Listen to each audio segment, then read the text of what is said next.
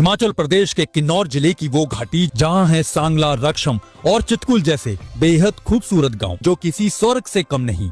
बसपा घाटी। बसपा घाटी से होकर ही बहती है बसपा नदी जो इस घाटी की खूबसूरती में चार चांद लगाती है।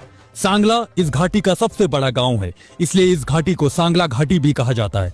सांगला में ही आप एक्सप्लोर कर सकते हैं कामरू गांव, जहां है 1500 साल पुराना कामरू का किला, और इसी गांव में आपको बद्रीनाथ के मंदिर के भी दर्शन होते हैं।